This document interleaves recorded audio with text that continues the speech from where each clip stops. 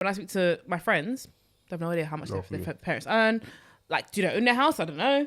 Like, what do they pay in this? Do they owe anything? They have no idea. It's a taboo topic. Absolutely. But I don't know if it's taboo. Just there's no where's the impetus to have these discussions? But new questions every day. How's a brother supposed to sleep? Listen, I give youngers books. Trying to educate myself as I'm running through these streets. There's no such thing as black and black crime. You can hit us in the DMs if you want the smoke. Pew, pew, pew. Not sure where the conversation's gonna go. But did you do your research? Yeah, I wanna know. That's the life of a domino. It's the Domino domino effect. effect. So you're saying you drive a lot. Why do you drive a lot? Well, I always have to go far places. I think I've been driving a lot more in the last 3 months when I was working on Channel 4, driving to different shoots because I get travel sick. So I don't like if As they, a you know, passenger travel system. yeah. When So you drive. no, not when I drive.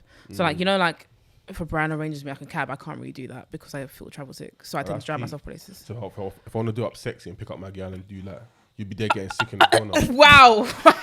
I did not expect it to go so left so quickly. No, We saying, barely started. I actually do the one hand thing. You know what you're just doing and you're looking at your girl like, oh, and you're just there.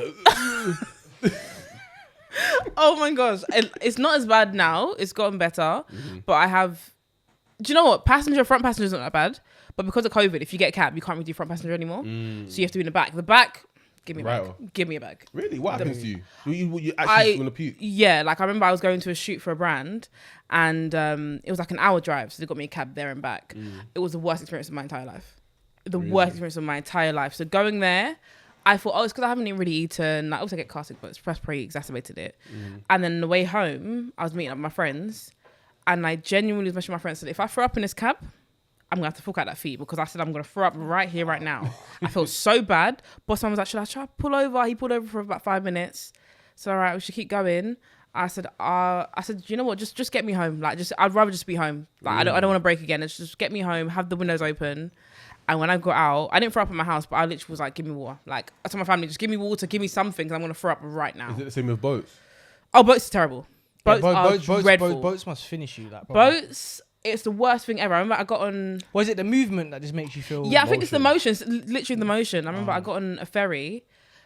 It was like a trip. I got on a ferry. I spent half the journey in the toilet. When I came out, I said, nah, I want to see the water. I walked to the water. I said, nah. My journey was in the toilet. Could you do like jet skis and stuff? Or is it all around? I don't know. I would do it because, you know, live life to the fullest. But whether or not I'd be sick, I probably wouldn't be. I think it's just me being a passenger on things is just not great. I'm fine on planes. I've done callback and that's fine. Okay, so I can take you to the Dubai then. Wow, this is... I don't know how... I'm just asking questions. I just don't know how we got here. I'm asking questions. So you could be in the back of the quad bike and and you'll be I good. can be in the front. Because I've been in the front. You to be behind? I don't know how we got into this pairing. Oh, okay. I thought you was insinuating. I wasn't. You brought this. Clearly, there's been some confusion here. You brought this here. So you get it. Hey, that's God trying to shut there you down. There you go. Like, you're a liar. Busy. Most time. Humble yourself. So, after those technical difficulties, it's time to introduce the guests. We got a queen of the dollars, the property princess, Channel 4 superstar. Oh my gosh. If it ain't Kia, A.K.A Pennies to Pounds. That is me. Clap for yourself. Thank you. Never really get an applause. Thank you. And then to my left, we got the plant-based warrior, the vegan dickhead. Wow. Mr. Fake Jamaican with the dreads. What? Nalaya 10? Hey, man, I really get me. Sir Ed's, A.K.A Sir Edicus. Listen, you know we here, we're back again. Do you get me? And you got me, the most masculine host of the pod. I got my vegan Ric Flair drip. You get me? Hey, do you know it's in the cussing so far? I cussed him, bro. This guy come with the boot cuts. Oh, serious though. That they're serious, bro. Ready for war still? Nah, you're looking like a victim today still. Nah, man. I look more vegan than you. That's why you're You upset. look like you could get moved to never. today, bro. Listen, my top's vegan, fam.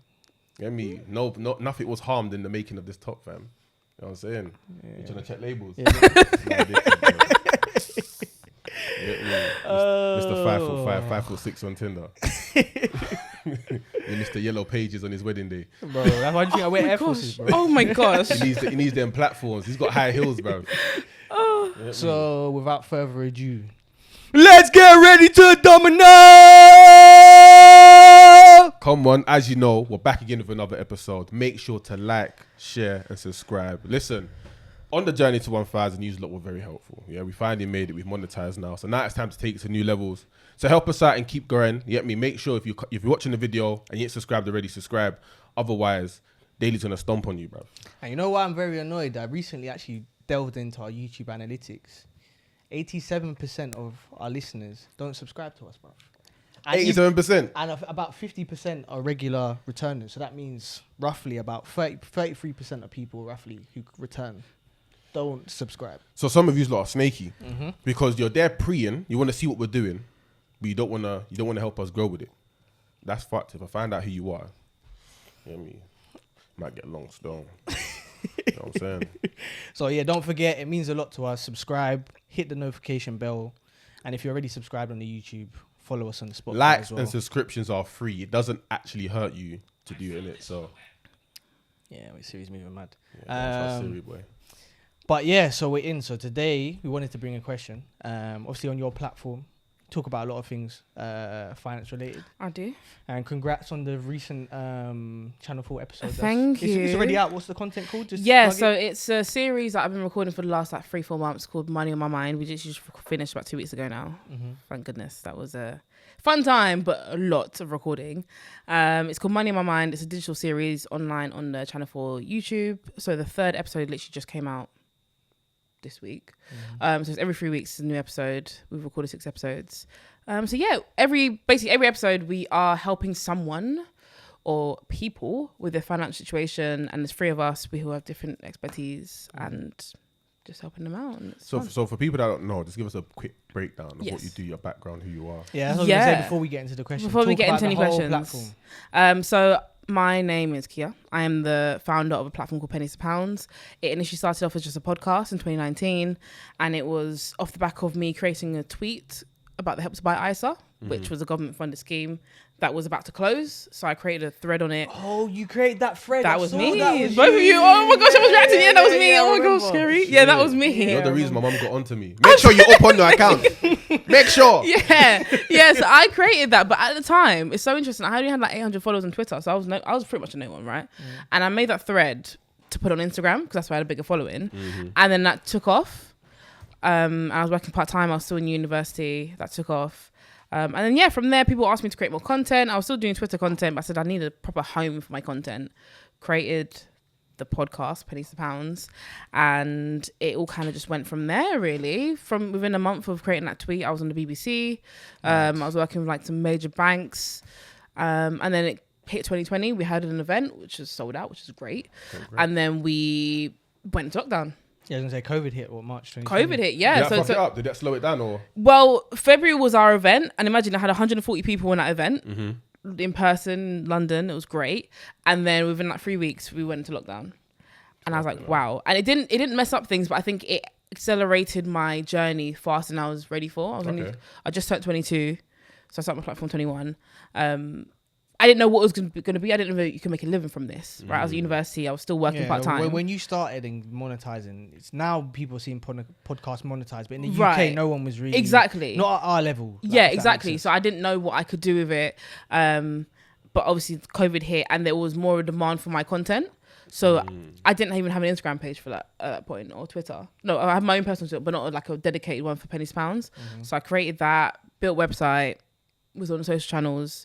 And then obviously I was just working more with brands. I had a podcast that I was co-hosting for the BBC because they asked me to come on, and just from May to December, essentially a podcast dedicated to teaching, just basically simplifying the stuff that the government is saying. Do you know, like the government were giving it help during lockdown, but a lot of it was very jargon filled. So our aim was to answer people's questions and to break down the government help. So like if you are self-employed, this is help you can get. If you're on universal credit, this is how that works. That's what I was doing. I was working on the BBC. I'm still waiting to get my expenses for working up from Have you not got it yet? No, I applied ages ago. I haven't got it. I've been waiting for time. Definitely hit up HMRC for that. I want to ask them. Yeah, because it should have come through in your payslip. Yeah. Maybe I need to check. Yeah, that. check your payslip. It might have come Yeah, through and you might yeah, not yeah. realised. But yeah, that's what I was doing, and it's kind of just accelerated my journey here today, where I've managed to work with loads of different brands. Obviously, like I just mentioned, Channel 4 has been a great one, the most recent one that I've worked with. Just trying to educate people, predominantly young people. When I say young people, I mean people under the age of 35 on personal finance and just how finance works. What was the original motivation behind it? Like even the tweet, what was your frame of thinking when you thought? So when it came to the tweet, so I was in university. When I was in second year, I decided right, I'm going to create finance content. No one's really doing it. And my motivation behind that was that when I type into YouTube, personal finance or how to save or whatever, I would see middle-aged white men that I couldn't relate to. Okay. Right. I didn't see anyone who looked like me, who came from my background, any of that. And I grew up in, I don't know if it's the poorest at the moment or if it's number 2, I don't know. But I grew up in one of the poorest boroughs in London. Was that Newham? Yes. Look at that. You're in Newham, see? Everyone knows that. So I grew up in Newham, and there was no one who looked like me who spoke about finance. So I wanted to be that face. I don't know if I could be any kind of personality, but I wanted to be someone who could help people. So that it was kind of what spurred me on to start it. And it kind of just went from there. And I think it's definitely worked in my favor, because there's a lot of people who message me now who say, you know, it's great to see young black women telling me about finance and teach me and speaking to me in my language. That's a key thing that I definitely say. Like, I work with a lot of big brands, and sometimes they want you to speak in a certain way because that's what they're used to. And I'm like, no, the target audience you want to reach. Is it specific to women, or is it young people? It's young people in general. Like, it's not just for women.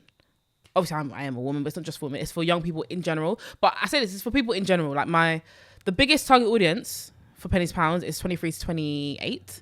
And then after that, it's 34 to 43. That makes sense. So that goes to show you, like, millennials and exactly, Gen Z. Exactly. So that goes to show you, like, the demographic, the biggest demographic that we have on our platform. But yeah, that was just kind of my motivation behind it. Did you study finance? I didn't. I studied French and business. No. But I did have a keen interest in finance from when I was 16. But I started my first ever business when I was 9. Doing what? Oh. Everyone's like looking at me like, doing what? Lemonade. No, none of that. Washing cars, lemonade. No, none of that. So it was like, I don't know, I guess it was half term, I guess. My mum taught me how to knit over half term. I know how to knit. Do you know how to knit? I know how to knit. I only know the garter stitch though. Oh, that's very cute. I made myself a scarf. That is very sweet. How lovely. That is very sweet. No, genuinely, that is very sweet.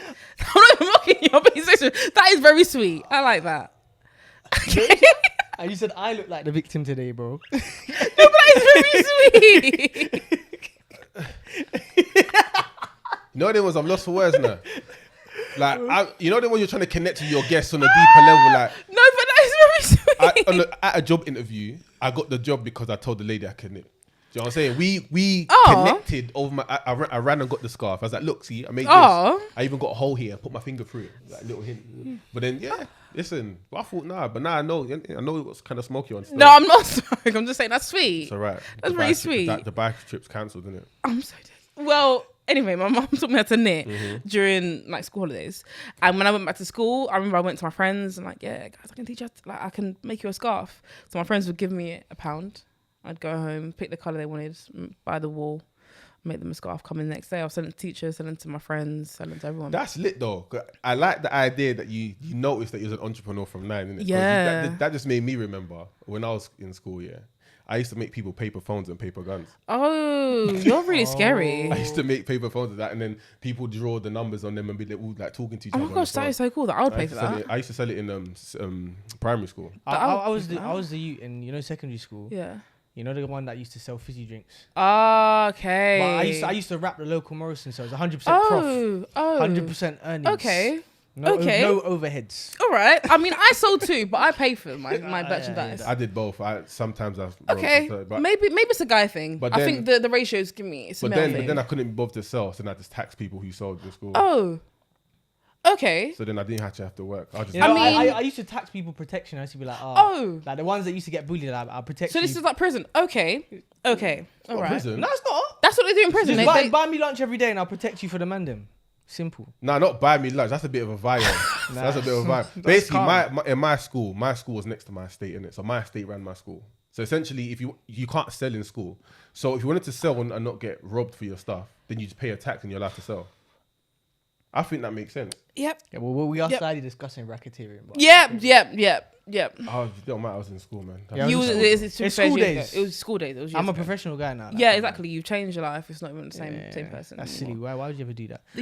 Cool. So one of the reasons why I hit you up Yes. is, even though you do many things related to finance, is one of the reasons why you got big of this and what you have expertise in, or a select amount of skills, Yes. is in the property ladder. Yes. So I wanted to bring to the wider question, to the floor of question in two parts. Yeah. Should we compare ourselves to our parents in terms of buying our first property? Yep. And what are the modern day solutions for young people under the age of 35, young people, to be able to get on the property ladder? Yes.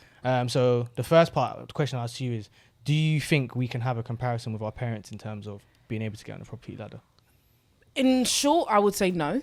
Go on. And the reason I say this is because the property market, when our parents are buying properties compared to now, is completely different. I agree. Right. So my dad has a number of properties. I don't think he'll mind me saying. Big up, Pups. Big up, Pupsy. Yeah, I mean, it's too late, Pops. I've done it now. I've said it now. But he's got a number of properties. And he bought his first one, if I remember correctly. I think I was just born. So it must have been like 20 bags or something. Yeah, not that cheap, but it was way cheaper than it is now, right? That's when he bought his first one, and he was someone who was kind of self-taught in this personal finance, understanding how finance works. He bought his first one then, and I look at him like, yeah, I want to be like my pops. You know, he's got bare properties. I want to be like him. But the property market now, 25 years on, is not the same as it was when he bought property, and he's telling me, like at the time, because we had a conversation about this actually quite recently, he said to me, you know, like mortgages weren't what they are now. Like he didn't have, he's one of his first properties, which he's still got now. Apparently they have no documentation from when he bought it. Oh, wow. Because it was that old. Like the bank who lent him the money, it's been handed over, you know, it's been taken over, acquired by someone else. They don't have documentation of that So he just mortgage. lost it. So like, legally, what does that mean then? like so legally he still owns it. He's got all that documentation, like in terms of the ownership. But he had to kind of let them know, like, this is the mortgage I got, this is the rate I got it at the time, blah blah, because they didn't have any of that. That's how it was back in the day. So that just goes to show you How That's so easy it mad. actually was. it was super easy back then. Now you know why there was a 08 financial crash. Exactly. Due to the property market. Exactly. Ridiculous. And it's just mental. When we had that conversation, I said, really? He said, yeah, they had no idea. They had no recollection of him, like, of him having a mortgage with them. And Did he none of already that. own the property outright, or was he still paying the mortgage? He was still paying the mortgage. But Couldn't obviously, he just write it off? well, technically, if he didn't want to say anything, he could have. That's what I was thinking. Like, Yeah, but obviously, like, you don't know that. Like, a bank's coming to you saying, like, oh, we've got this, we've got record of this, blah, blah. Yeah, so then you're in a chiz. Like, it's just, yeah, exactly. It's not like a car where, like, oh, you know what? You got me, I'll pay the rest. Yeah, It's a yeah. house. Do you know what I mean? Do you know what I mean? But it's just so interesting to see the stark difference from then to now.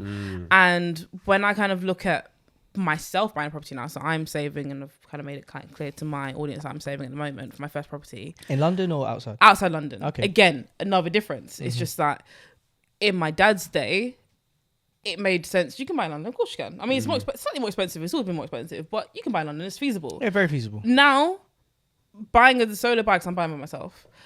It's ridiculous. I mean, it's near impossible to buy in London. So I'm looking outside London. That's like, for me, I bought in like the shittiest side of London, which is basically not even nearly London recently, because of the opening of the Elizabeth line. Connection. I've done nothing to my house. My It's gone house up. has, in the space of 6 months, gone up 90 grand. That's crazy. I'm like, I've done nothing to this Yeah. house. Like, Yeah. it's, and this is why I think a lot of the housing market is a bubble. Yeah. And I think in two parts, the reason why I think we can't compare ourselves to the present, to our parents, is two things. First one is government policy. Yep. And then the second one is earnings. Yeah. So one of the fundamental models in investment management, in property management, is they talk about earnings. And in this case, we're talking about, in the 80s and 90s, the average property was about 3 times earnings. So Yeah. it was about I think in the 80s, about 6K was the average salary. Yeah. And then the average property was worth around 20 grand. Since then, the average property price today is about 275 grand, and the average salary is 30K. Yeah. So now it's gone from 3 times earning to Exactly. 7 times earnings. Yeah, that's how I thought about it. It's about 7 times earnings, Yeah. which is absolutely ridiculous. And that's why people can only buy, well, a lot of young people, unless you earn a lot of money, can only buy together. Yeah. So when you look at what they talk about when you look at wage increases in terms of the ONS, apart from this year where we're going through a cost of living crisis and inflation has gone up, I think it's like 9.4% at the moment. But prior to that, wage increases and inflation have gone up more or less in line, so more or less 2%. So to give it in layman terms to the people, it's a little bit more complex than this. The maths isn't quite right, but I don't want to get into the full mathematics. But inflation erodes the amount of money that you have. So if you have £100 today and inflation is 2%, that £100 in layman terms is worth £98 a year later. Yep. So, but roughly what has happened through the years is inflation has gone up 2% and wage increases have gone 2%. If the property market had been in line as it should have been, the average property price today should be around 107 grand from the 20 grand that we started with, but instead it's at 275 grand. Crazy. So there's a massive disparity. And a lot of it we have to look at is the government have put themselves in a tough place. So the right to buy scheme that our parents had in the 80s and 90s meant that you could buy, at first you could buy houses at a 30 to 50% discount, and you could buy flats up to 70%, and eventually it was all if you lived in, and that's it, to satisfy that you had to live in social housing, so council housing, for at least 3 years. Yep. And that would qualify you to be able to buy it, so that would get people on the property ladder. What happened was that was a Margaret Thatcher policy. When Labour then came in, all of these people were buying all these houses, but they never replaced these council housings. So now a lot of the market is privately run. So that means that there's no support schemes. And what would have kept the housing down before is that when it's not all privatized and part of it's council house, people would just say, why am I going to pay a stupid price for a private house when I can just go live in this council house for 3 years and be able to buy it? So because this was never replaced, it's artificially driven up the housing market to a point where there's no point of entry. And as a property market cycle, as you know, is usually 8 to 12 years. Yep. Where they're saying the correction, so where the property market should have declined, happened to be at the point where COVID happened. The problem with that is we've just gone through a once in a lifetime event which has put the government in more debt to GDP, which is a once in a lifetime that usually happens in a recession. So now the government are in a point where they have to artificially prop up the house market prices, because if they don't, having to deal with the effects of COVID and deal with a property recession, they're finished. Yep. And a lot of the banks are finished. And when the big banks are finished, the government bailed them out, as we saw in 2008. So that's why I think at the point we are now, really the long-term strategy would have been the government to carry on building social housing. Yep. But if they start building social housing now, if you think inflation was mad back then, inflation from having to build the amount of houses would have to be, the cost of raw materials will go up, would be absolutely nuts. Yeah. The government have pretty much fucked themselves and fucked the future generations to come. Yeah. And that's why we can't really compare ourselves. Yeah. So that's why I think like we're kind of in a rock or a hard place, and will it ever get back to a point where people who have grown up in London will be able to buy in London? Probably not. No, I highly doubt it. And I think it's so interesting. I think off the back of that, it's interesting to see the amount of young people who feel the pressure to become homeowners like under 30, right? Because there's a lot of kudos. Like, I'm 24, got my house. I'm 26, I'm 28. You know, the little key Insta pic. Yeah, just stand there with the keys. And do you know what? I celebrate every single person who does that. But then I also, off the back of that, talk to people who are of those ages and feel like they are subpar and not reaching and at the points that they should be. And I'm like, look, don't feel like that. Do you know what I mean? These people have done it and it's great, but don't feel the pressure. And I think I was having this conversation the other day with someone that we are like one of the only countries in Europe where home ownership is like the thing that we really pioneer for. 100%. My mum's family, they all moved to Italy. Yeah. Because when my mum came to this country, they were just dashing passports like it was banter. Yeah. And you had a few pretty Patels come in and say, no, I'll go to Rwanda, but that's another story. So they all were residents in Italy. Yeah. Everyone there is in apartments. You only own a house if you're rich. So they live in Lake Como. Yeah. Only if you live on the lake of Lake Como and you're like Brad Pitt levels your own house. Everyone just has apartments. I'm saying everyone just rents, and it's normal to rent. It's absolutely fine. But in the UK, for some reason, we have this obsession with home ownership, and especially young home ownership, where people who are like, I'm in my 20s, I'm in my 30s, I need to be owning a home, and it's not normal outside of Europe. Do you think Like, that's UK, positive or not positive? I think it puts a lot of unnecessary pressure on people who maybe just should be focusing on just enjoying their career and building up their career, who now think, I've just got an entry level job, I'm on 25k, how the hell do I start saving up for my deposit? See, but not only that though, we have to take into account that in these other Western countries, the rent's probably a lot cheaper. That is true. So there's the when you weigh up, do I save for a house or do I pay rent? It probably makes more sense to actually buy a house because the rent is stupidly high anyway. But remember, we are talking, when we talk about that, we are predominantly focusing on London because London is extremely expensive whether you buy or rent. If you move outside London, and I get the opportunities are in London, which is why people want to be here. But when you move outside London, rent generally is more expensive than other countries, right? But it is still cheaper outside London. You're right on that because I was going to say my boy moved to Liverpool. He had a 1-bedroom flat in Liverpool city centre, which was £500 all in for the month, 1 bed, not studio, flat. So separate kitchen, separate bathroom, separate room. 550 all in. If that was in London, I reckon it would have been about 2k. But then what's he making? What's he making in Liverpool? I think that's where the obviously That's the thing, that's he's the going to be disparity, making yeah. he's going to be making less, but obviously that the London property is like 3 times. He's not earning 3 times less, if that makes sense. 'Cause you have to look at like relatively, like he obviously at the time, obviously the people like he would have been on like maybe 26, but if you're 550 all in and you're on That's 26k, really good. you're calm. Yeah, comfortable for sure. Like, so that's why, I think even in London, like now, you think it's my friend, he moved from France and he said he found it weird that in France, where he's from, and he's from the suburbs of Paris, because you know only rich people live in Paris city centre. Everyone lives in the suburbs who says they're from Paris. He said you could work part-time at Zara and have an apartment to yourself. It's not going to be the best, but you can have an apartment to yourself. He said it's weird here that you can be working full time in a corporate job and not be able to afford an apartment. And most people don't. Most people can't. It's so insane. And even when I look at like my mortgage now, I was lucky. I fixed my mortgage when it was mortgage rates were at 0%. My mortgage is cheaper than most people's rents. Yeah, it's insane. It doesn't make any sense. It makes no sense whatsoever. And so I'm thinking like if I were to rent out my house, it'd be like 3-4 times my mortgage. Yeah, 100%. You could definitely make money on that. Like it's a joke. Yeah, it's insane. And I think I definitely do empathise with the people who live in London, work in London, and aren't able to stay at home with their families. So I acknowledge my privilege that I'm able to live with my family, right? And I mentioned to you previously that we're moving house. We're moving outside London because we bought a house out there.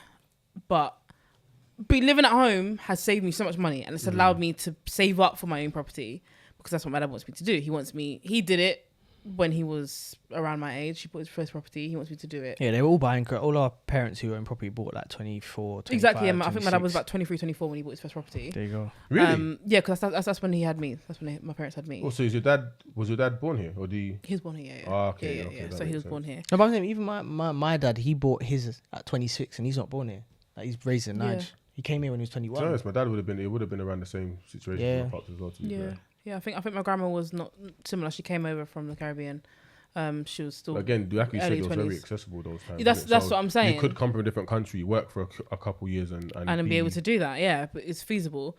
But I think I do acknowledge my privilege that I'm able to live at home and save. Whereas there's people who don't have that privilege. They don't have the relationship with their families, or just don't have access to living at home. So now they have to, stump up, find this money to be able to rent a place. And I even read an article the other day, which was crazy. I think some landlords now, because they have people who are literally begging to rent, some landlords are asking for a year up front. Really? Usually it's like 1 or 2 months up front. They're asking for 1 year up front. But that's the problem the government have put, and I hate to say government because I believe I'm quite a capitalist, but if we want to point fingers out, the landlords are just taking advantage of the surroundings they have around them in the sense of if they have 100 applications, I'm just going to ask for my money up front because I simply can. Yeah. Whereas if the government had carried on to build social housing, they wouldn't have that power because you just go to the social housing. But now there's such a dearth in social property that it's just ridiculously privatized. Crazy. Like even now I'm seeing like, you know, the blocks in Hackney, because it's a trendy spot where no one would have wanted to live like 20 years ago. Landlords who literally lived in what would have been seen as like a London ghetto, and now renting it out to professionals because the professionals just want to be close to where they want to work. It's crazy. Like what's the place in you know, Barbican? You know that? Yeah. Oh my gosh, that one. Yeah. The juxtaposition when you're in the Barbican, because I don't really go to that area often. When I'm there, I'm like, okay, so you can see like the wealthy side, but you literally just turn your head. Awful. And you can see all the council estates, and I'm like, wow, it's so crazy. It's insane. But that's why I find London is, and obviously this conversation has been quite London centric, but I find it weird that in London, a man can say he's from Clapham, you don't know what kind of person he's going to be. Yeah. Whereas if say you go up to, say I know Liverpool because I go there a lot. If a man says he's from Toxteth, you know what he's on. Okay. You can only be one kind of person if you're from Toxteth. Yeah. But over in London, it's like I went to Peckham yesterday. I went to a bar and like I went near Yellow Brick Estate. My cousin used to live on that estate, and it was like one of the most infamous estates. Like when I used to visit him when I was young, and I was scared. Like I remember going to his block. There's bullet holes in the. Oh my gosh! And you know, you're a kid. You're just like I'm like, oh, am I gonna be safe? You know what I'm saying? I'm bopping through, fine. Yeah. But I'm seeing like the eclectic people. You still see Jerome the Roadman, then you see like Lisa, who used to be Peter, the trans crossdresser who's there, and they're all in one place. And you're just thinking like this kind of dynamic would have never have happened back in the day. But the knock-on effect I'm finding is, so I grew up out of London. I grew up between Luton and Essex. So I'm finding a lot of people coming from London are now moving into these areas, and it's actually becoming worse because they're bringing their London issues into these areas. So these places are becoming like the new ghettos. Yeah. So like the road I used to live on, like growing up, like Luton was poor. Like always been poor. It's like one of the most deprived areas in the southeast of England. It's always been. But it's weird, like, you know, those American neighborhoods where there's like, we're poor, but there's a community. My area, I saw it go from being a community to like my next door neighbor having drive-bys by kids on scooters. Then the one opposite me was a grow yard. But when I was growing up, we were just all kids playing out on the roads. But when you find out and you look and you see like all of these kids have come from displaced areas and brought these problems to the outside. And I feel like the London's going to become like Paris. So in Paris, you have the city centre, all the richer, been gentrified. And the Parisian suburbs is where everyone lives. And that's where like the new ghettos are. So I think over time, London, of what we knew, eventually all the estates, they're eventually going to get knocked down. And like say in 50, how many years time, the suburbs around it is going to become the new sorts of ghetto. But I don't know if that's positive, because before you could grow up somewhere like say Brixton, but you'd have that dichotomy of, this is what I can have. But now what you see in like the Parisian suburbs is kids are just growing up in areas where there's no wealth coming in. It's derelict and it's just terrible places to live, if that makes sense. Yeah, 100%. And that's why I think a future for a lot of us is like, I think the stats like 54% or 52% from the census of black people live in London who live in the UK. I don't think that's going to be the same. No, I think that there is a lot of black flight, to call it that. You know, we saw white flight back in the day, but I think there was a lot of people who are moving out to like Kent, Essex. There are people who are moving further afield to get more for their money, essentially, because you can buy properties outside London with good transport links back in and, you know, save loads of money. Like, yeah, 100%. Yeah, that's literally why we've done it. I mean, so I live in Newham and we own like the house that we live in, but we just decided like, let's just move out of London. You know, we can get so much money. more, don't you? Yeah, and when I tell you, so we're currently doing up the house, and we're going to move in very soon, but we've got an Instagram just showing us doing all that. But like the garden is huge. For the money that we spent on that house, the garden is huge. We've got a drive, and there's 3 of us who live in that house. All 3 of us have cars. We can fit 3 cars on that drive. In Newham, let me tell you how Newham is. The other day, I'll tell you, I'm fuming, right? The other day, I bought a new car about a month ago, right? Oh, you bought have a new car, on treating street myself. parking, yeah. Treating myself, right? Parked the car on the road in Newham. Fuming. Absolutely fuming. Went for one day, 24 hours literally to record a Channel 4, right? Flew to Glasgow, come back. On the phone to my dad, like, yeah, I'm coming back, you know, in the airport, blah, blah, cool. Dad's acting, not shifty, but you know, like, he's acting a bit off. I'm like, okay, I don't know why he's acting, but I said, you know what, I'm tired, I'm not even interested, I'm just going to go home. Go home now. My dad's, I'm in my house, my friend dropped something around to me, he calls me, he's upstairs, he calls me, says, come upstairs when you're done. I'm thinking, what have I done now? Do you know what I'm thinking? Oh, I've done something bad now. What did I forget when I left, yeah? Go upstairs to him. He's like, oh, how was recording? He tries to hug me. I said, no. You're acting bare weird. What's happened, yeah? He's like, oh, I didn't want to tell you when you're away because you need to be in like your top form when you're recording. I didn't want to tell you. But since you're back, like, I just need to tell you, I know you got your new car. By the time I had that car for 2 weeks, by the way, at that point. He said, I know you got your new car, but someone for fun has come and keyed every single car on our road. I have a massive line across my car. For fun, he just for went fun. Me and my dad bought new cars on the same week. Yeah, he bought on Tuesday, I bought on Thursday. So we both had our car for 2 weeks. Both of us have a massive line from beginning to end on our car because someone did it for fun. And you know the thing, when you spray cars, they have to spray the whole panel. That's so the thing. The quote I was getting was mental. I said, I literally paid money for this car last week, and you're quoting me insane amounts when it was not obviously like I'm not blaming them, but I'm just like it's just insane. And that was more motivation. My dad was like, we need to get out of here. This is the reason why I want to move out of it. Because why do people key cars for fun? Do you know how angry I was? I got back at like midnight and I literally sat down. I was watching CCTV trying to find these people. I said, I'm fuming. I'm fuming right now. I'm finding people who keyed my car. I'm fuming. But that's one thing I hate about the Newham roads. The Newham roads, because sometimes I go gym there in Upton Park. Yeah. It's too congested and the amount of people that walk past is mad. Yeah, I live in Upton Park. But it's too congested. Yeah, I do live in Upton Park. That place smells like a bin. I'm sorry, man. It's okay. Yeah, I'm what not are you talking about? It's not. It smells like a bin, bro. Off gym spot, yeah, bro. Oh, you go there? Yeah, it smells terrible. Cool. That place smells terrible. Hey, man. I'm not from them bits in it, so I don't. But you know the part I'm telling you. Yeah, Know I know mad. you're about. Yeah, I know you're about. So But what it's you just do, crazy. yeah, in terms of educating Yes. people on property, is it general education or is it here's the steps to earn your first property? Like, how does So it work? my platform is just personal finance in general, and property falls in that umbrella, and it's in general. Like I don't take on people and say I'm going to teach you how to do this and this. One, because I haven't done it fully myself. I'm in the process of doing it, and I think once I do, I don't think I do. It's just not something I want to do. I like educating the masses. I feel like there's more impact in educating the masses. Personally, I get more value out of that. But yeah, it's just in general. I feel like there's a lack of education when you go through the schooling system. I say this all the time. Like I got to secondary school. Cool, you go for secondary school. That's fine. When I got to sixth form, I thought, right, this is like the 2 years before you go to university, right? Most people go to university or you go to apprenticeship. I thought this is the point. If no other time that you're going to be taught about personal finance, you're going to understand how taxes work. Nope. You know how bills work. What's council tax? All these things that you have no idea because your parents handle it. I thought this is the point where I'm going to learn. And I went through sixth form. I had one lesson on it only because I studied economics. I had one lesson on taxes. Genuinely because I studied economics. So only 30 of us got that lesson. And I got to university and said, all right, okay, fine. Sixth form, fine. But university for sure. Freshers week, they have to teach us a budget, right? Because I've come here, moved away from home, never had it.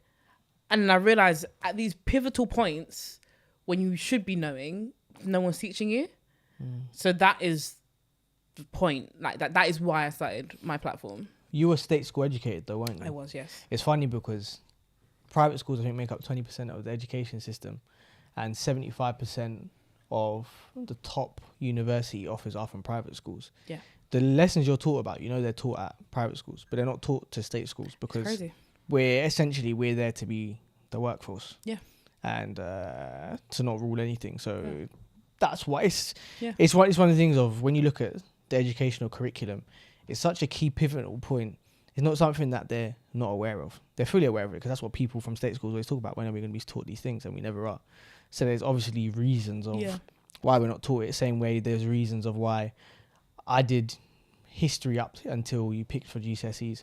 Didn't have one history lesson on black history or slavery or any of how we got up to this point. It was always to do like Victorians and Tudors who, other than King Henry VIII, who really gives a fuck. Yeah. So no, it's true. No, it's true though. It's actually true. And I think it's just so interesting to see. And I say that one lesson I had in economics, there's 30 of us in my class, which is normally in my sixth form. We always had about 10 people in our class, but that was the big class we had. I have never heard it so silent. For 1 hour, we were all silent because my economics teacher taught us how income tax worked. And, you know, all these taxes that we said, oh my gosh. Oh, so you actually got taught that? We actually got one lesson, 1 hour, where he said, and I remember him vividly standing in front of the classroom. He said, right, we're not doing economics today. We're not doing our usual lesson. I'm going to teach you about taxes. He said, I reckon you'll never have this lesson again because you're never going to be taught this throughout the education system. But this is the one lesson I'm going to teach you today. Ask me anything you want and I'll teach you. And we asked about taxes. And that is what he taught us in depth about taxes. I only got learnt through my job. That's what I'm saying. I didn't learn through and that's most people. Any educational. It was only through my job. Yeah. And that Sorry. yeah, no, go ahead. Mute that. It's fine. My investment exams are boring, but tax, even though tax inherently is boring to most people, that was the only thing I actually paid attention to because I'm like, everything will make sense now. Yeah. And how I'm being taxed, it makes sense. And that's why I can't remember who the podcaster was. There was a guy that went on Made You Think posted this content. I think it might have been a Patrick Pets David podcast, can't remember. But he was talking about the education system is so left field, so left wing. It teaches you to hate everything with regards to the system and the taxes and blah, blah, blah, blah, blah, and the rest of it. But all the measures that be are also there to help you. So rather than complain and talk about the reshift of a system which could take a lifetime, it may never happen, why not learn the system and then just try to do at the best of the system as you can, rather than just sitting there playing the victim like, these the rich lot do this and these rich lot do. Yeah, but it's all about access. You already mentioned before that people who go state school aren't taught these things, whilst people who go private school are taught these things. Yeah, but that's what I talk about now. We've got the internet. Now everyone's got the internet. What do you search? It's like... Yeah, there's loads of resources. There's platforms like ours. There's loads now. Yeah, you can say that now, but the average person isn't consciously thinking to search these things. It's either you're given the information to use, or obviously I believe there's always a personal responsibility. And that's exactly my point. So for me, it's more your parents know this stuff. Yeah. So your parents, well, my parents obviously came from Nigeria, so there's only a limited amount they could teach me. So I can't really put a lot of that responsibility on them. But for the most part, a lot of the parents who were born and raised in this country went through that same thing. So they have a personal responsibility to teach their kids this is how to manage finances, and which they don't. But at the same time, for those who aren't given that opportunity, it's not something that comes to the forefront of mind. It's where life then attacks you and says, you're now, like a lot of people go to university, and like you said, at no point are you even questioned on these things. So then, from not having the question to having to live it, to then having to say, well, it's my responsibility to go and learn it, I think there's a slight discrepancy. The reason why I talk about is I always talk about ultimate accountability, and I learned this from sport in every aspect. It's similar in the military. If you're a military commander and your platoon get killed and it's not your fault, you're the one that has to deal with it and you're the one responsible, so it's your fault. Same way within team sports. You could have had a mad game, scored a hat-trick, done everything that's possible, but if your centre-back is shit and you lose because he helps you concede 4 goals, as a team you will lose. So when I talk about ultimate accountability in life, we're not responsible of where we start, and we all have trials and tribulations, but now there's resources, especially being born in the West. We're not in Africa in the sense of where a lot of these men generally, if they were to seek, they're never going to find. If you're British educated, you have the opportunity to find these things. I'm not saying that you're going to be able to get access to everything, but now you can see, okay, the elites are doing this. What can I do to go out there and find resources myself to help me excel? People don't even know what the elites are doing. Half the people don't even know what elites doing. They just know that they got money and they avoid tax. They don't know but they know. But if you're the key word you said is they avoid tax. There's your first YouTube search. How are these men avoiding tax? And that will take you on your own journey. And there's enough platforms out there available now. But remember, you're coming from a place where you have a base level of knowledge about this anyway. Like when someone has no clue about a topic, they have no clue. So I understand that it's easy to make the logical jump. Avoid tax. How do I avoid tax? There's a reason why most people ain't making a logical jump, because they don't have the cognitive capacity to do so. Yeah. But then this when it comes down to in this capitalist society, in the sense of the thing you said is that cognizant ability. In terms of capitalism, not everyone can succeed anyway. So it's the thing, it's going to be those relative thinkers that go out of the box and they're able to set themselves apart. So when you look at, say, lottery winners, I believe their stats, and obviously don't quote me exactly, but I believe 70% of lottery winners go broke within 3 years. Yeah, of I think winning it's lottery. 70 or 75. I researched the other day, yeah. So athletes, 80% of athletes go broke. There you go. Yeah. So even though they're rich, but they're not rich in the mind. If you were to get many of these entrepreneurs and took everything away from them and told them to start again, they'll be able to do it, because there's there is There's a process. So yeah, you understand. there's financial and legacy wealth, but I think it's 75% of most of entrepreneurs and millionaires are self-made anyway. Yeah. So they've done it and done it again, and they'll do it again. Yeah. There's only a few Rothschild families. This isn't the norm. Yeah. And the same way, what I've found is that of these self-made millionaires, the wealth switches hands. Like within 3 generations, they say the wealth is gone anyway, because the kids that have come after didn't give a fuck as if their parents did. Yeah. So this is what I talk about.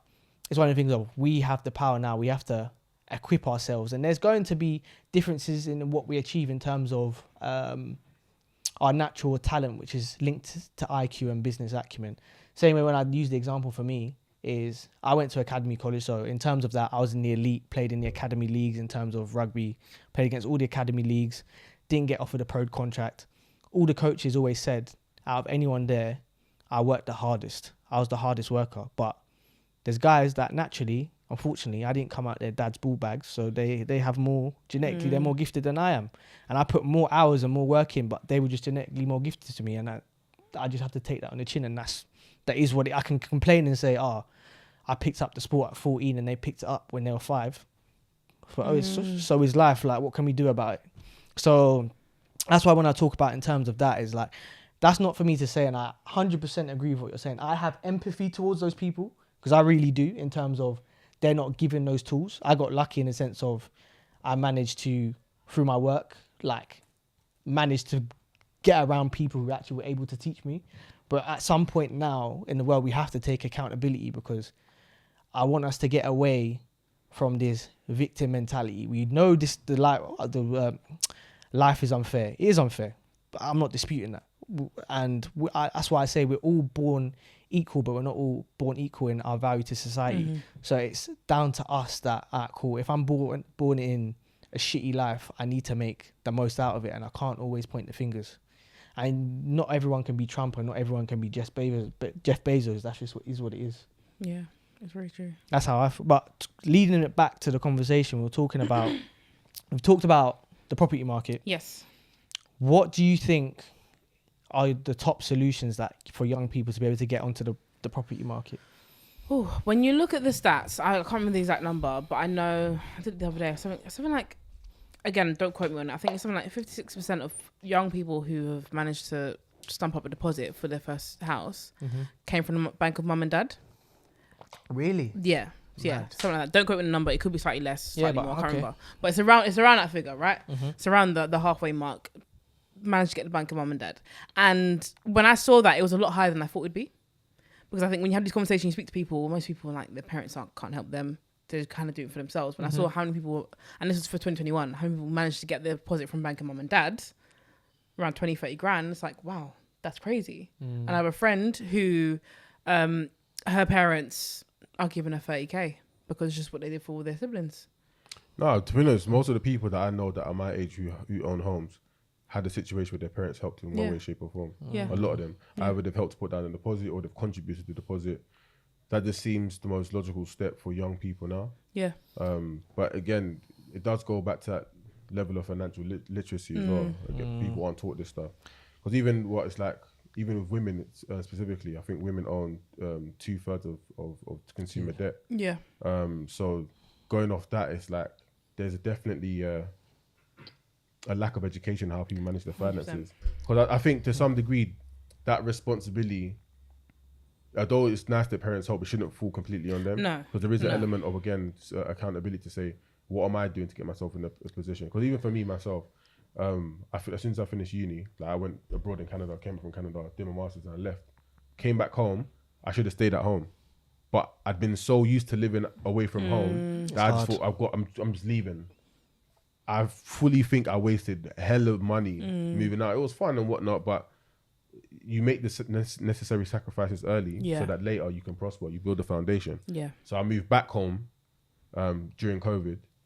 And now that's where the paper's starting to grow crazy. But I think we need to start making better decisions. Yeah. And I think a lot of it, we can actually educate our parents in the sense of, we come into this country, we're very individualistic. But when you look at Indians as of the old census, I had the old census report, 2021, but for whatever reason, they pulled it out and they're going to release it again. I should have just PDF'd it, but I didn't know they were going to remove it. But Yeah. I've got some of the screenshots, and they were saying that demographically, the lowest household owners, actually, which surprised me, are actually East Asian, so Orientals, actually had the lowest home ownership. Then after that, it was Black Africans, who are around just over 20%, and then Black Caribbeans actually had 40% because they've been in this country for longer. But the highest, landslide highest, was Indians, who's around 74%. Yeah. And a lot of them are very individualistic. They help each other Yeah. in terms of they may even get a property, mum and dad will live in it, and they'll help pay off the property. So taking that model, when my mum bought a house in Luton, she was just lucky in the sense of she bought the house, skyrocketed in value, then she went and bought her own place and it was just there on the renters market. I looked at the Indian model and I was just like, I have the money now to get a deposit and buy a house, but she wanted to sell the property, she didn't have the money to do it up. So what I did, I was just like, rather than you sell your property and not fulfill its potential, how about I use my deposit that I would have got from my house, I live in it, I renovate the house, sell the property at a higher value, and the difference in property in what you're going to sell it for. So say you're going to sell it at say 60% of its value. I put 10% in, it goes up to 100%. I pocket the 30%, you get 70%. So you're making 10, I'm making 30, and everyone wins. And that's what I talk about in terms of we can teach our parents that, like a lot of our parents that do own property, if we were to come to them with a plan and say, refinance your property, release equity of 20k, and I'll pay the difference in mortgage, which would be an additional, with interest rates being that low, which is an extra £200 on their mortgage. Most people would actually be in that position, but it's just giving people that education and to be able to do that. Because I agree. if you showed them a plan and said, release 20k of equity for me to buy a property, that's going to cost you an extra £200 a month, which I will cover and cover my own mortgage. People would be able to do that. Yeah. Do you know what I'm People saying? don't know that stuff though. Yeah, people don't. People That's don't. the thing. But that's what I talk about. It's down to us now there's platforms out there Yeah. to re-educate our parents, because our parents wouldn't even know Yeah, that. no, A lot they of us wouldn't didn't. I was the one that brought it to my mum. I'm like, wait, hold on. I have this money to put down, but this property is going to be could be valued at 30-40% more. Why not me use this to Yeah. renovate, and then we both make money from it? Do you know what I'm saying? But a lot of people don't. They just don't have that acumen. They don't. And I remember I was mentioning to you earlier, I said that you don't know what's normal until you speak to other people. So growing up for me, from a Caribbean household, for me, it was normal to have a house and have more than one. Like my family all have multiple properties. Like that was just the norm. I was like going to my dad and get my own property and just have multiple and kind of do whatever I want to do with them. And then it's only when I started speaking to my friends who are predominantly of African descent, and that wasn't the norm for them. Their parents, some of them didn't own their family home. They were just renting, and they have been for years. Some of them might own a family home, but that's it. You know, they weren't really talk about home ownership. So just kind of just talk like, when you leave the house, go and rent, go and find a man and go and rent, and that's it. And for me, I've grown up, me, myself, my brother, just growing up like my dad get properties, get a yard. Like my brother he's gonna be 20. My dad's like, I'm gonna help him get in the property about 21. Like he'll be on there. That's super young, but it's just because my dad's got that like push. He's ready to help my brother do that. Obviously, I'm gonna be 25 next year. My dad's like, cool, Kia, I'll help you do that. Where will you marry?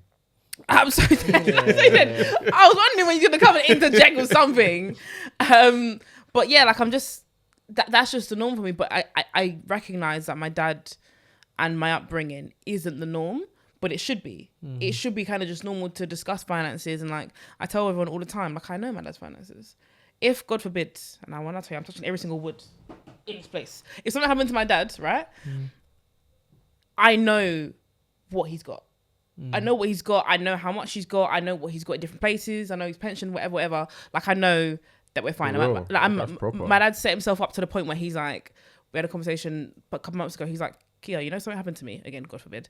Something happened to me. Like you and your brother are set. Like I can't even describe it, like set for life, because he's worked to make sure that he's set. Obviously, so hopefully he can use that. But if something, God forbid, were to happen, that we will be set, because obviously passed down to us. And I'm just like, okay, cool. Like I know everything. When I speak to my friends, they have no idea how much their parents earn. Like, do they own their house? I don't know.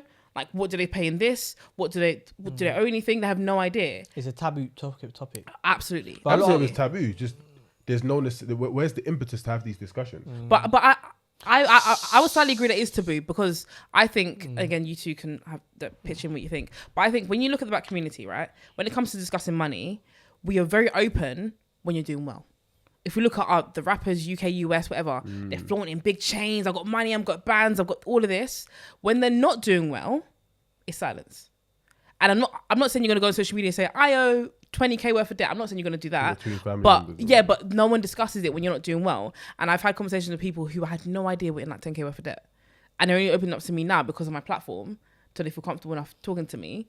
But I'm like, this should be your conversation. Like, I'm like, you could have gotten out of this years ago if you told someone. Most people are in that situation because, again, there's this world of social media where everybody's trying to keep up and live beyond their means. Yeah. So a lot of people rack up debt trying to keep up with other people. 100%. But everybody's keeping up with each other through debt.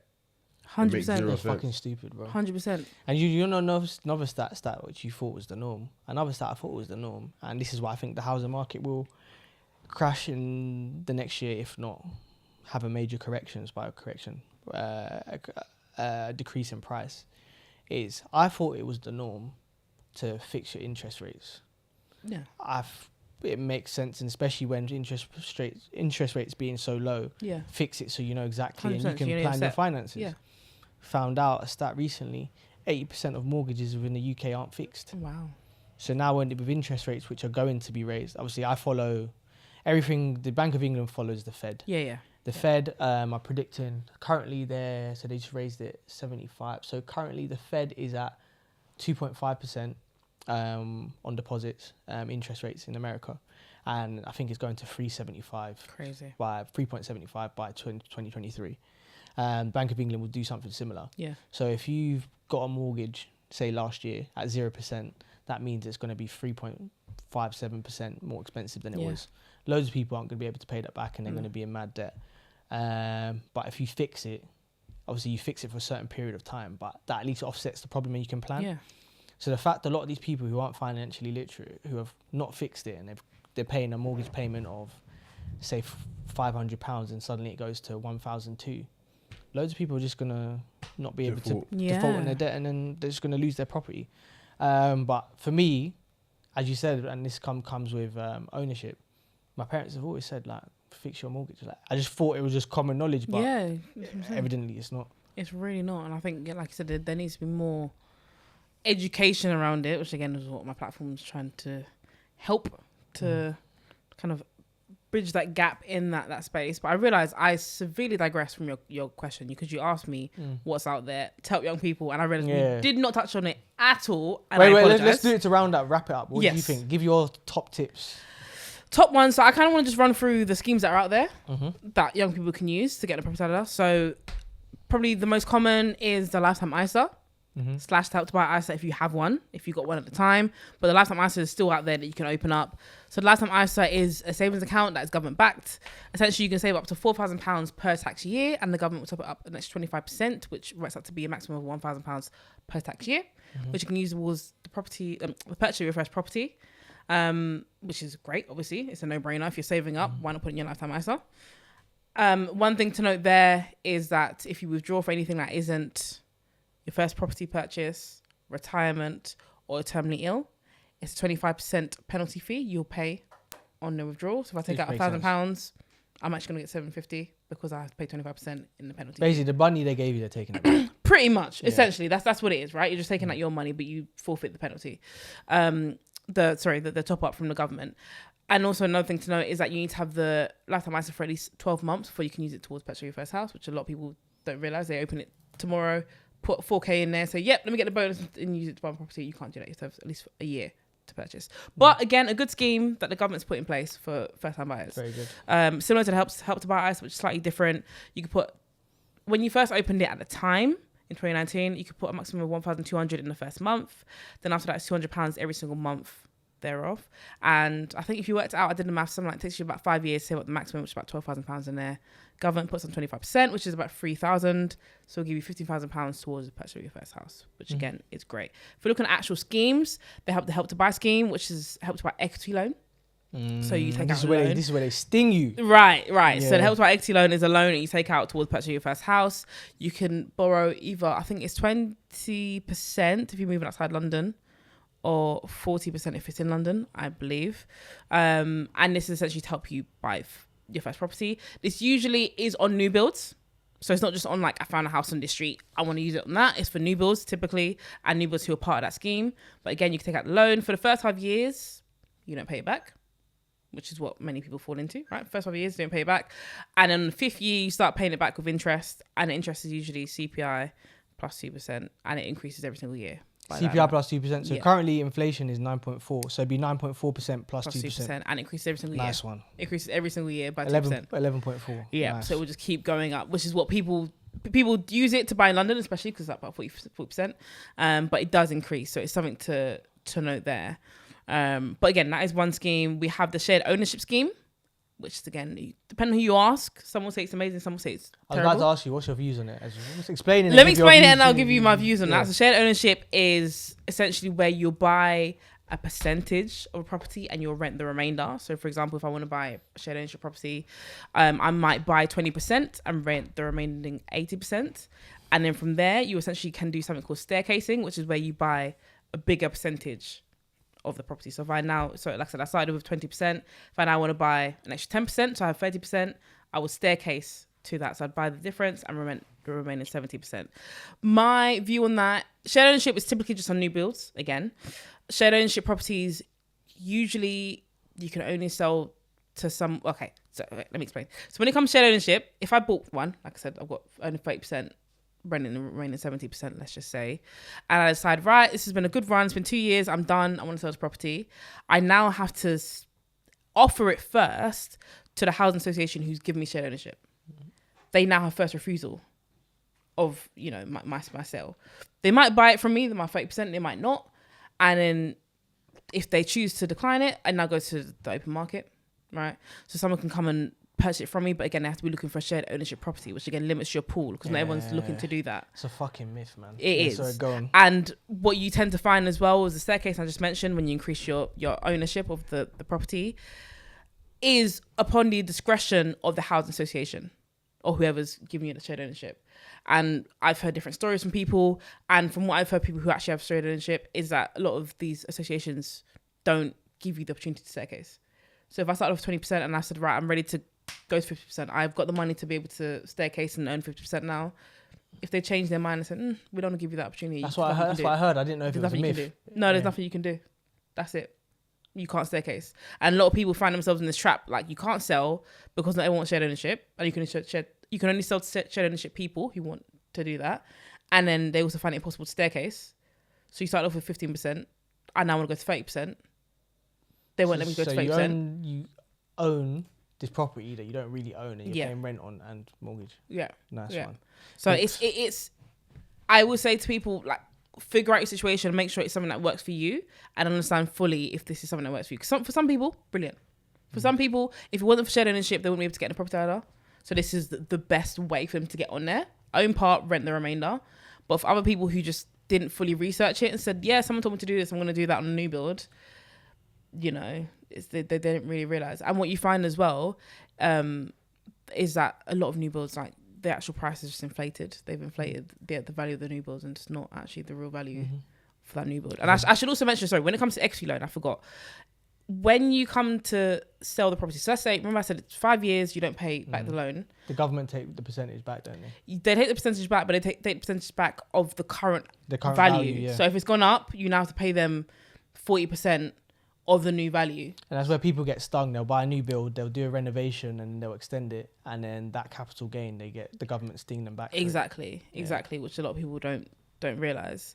So those are the two main ones. Obviously, there is right to buy if you live in a council place, which essentially is what we mentioned earlier. You know, you live there for 3 years and you get a discount. It's typically up to 50% off, which is a great opportunity. It's great for lots of people, especially I find people's parents who live in council houses. I've heard in London though, they're trying to bring it back properly, but I heard now the discount is terrible. It's not the 50% that it should have been. Apparently it's only like 16k now, up to 16k. Yeah. So they have kind of reduced it, but I think it is still a good scheme for people's parents who've lived in places for like 20 years and have no idea that they could do right to buy.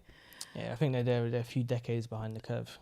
They are, but I mean, I'm not opposed to someone who wants to say, like, you know what, I can actually stay with this deposit and I get the discount. Why not do it?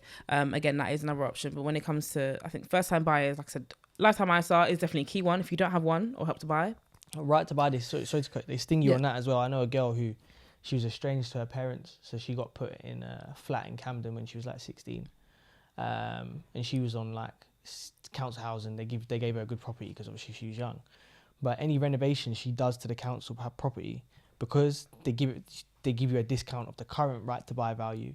If you put say 20 grand on your property, which she did in renovations, she has to go by that discount so it doesn't get taken off. So she put money in to then pay more when she purchased it. So she That's the got stung thing. like that. Yeah, I think it's, again, a lot of it is down to just research and understanding how these schemes work, because it's so important.